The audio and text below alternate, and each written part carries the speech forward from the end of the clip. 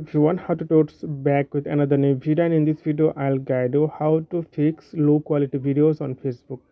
Like once you use any Facebook and watching videos or reels, and if you notice that your video is not good or not HD quality and it seems like blurry or something, so how to fix it? So first of all, you need to log in your app, then tap here right top corner, it's a profile icon, and tap here. You can see the three line.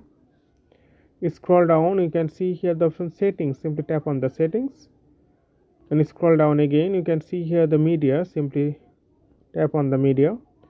So data saver, if you see here the data saver, it's mark, then you need to change it and tap the optimized, and after that you will not face any low quality videos. And another thing is your Wi-Fi or data will be high speed, otherwise you will not see any good video quality. So that's why make sure that your data is strong, otherwise it's be loading or buffering.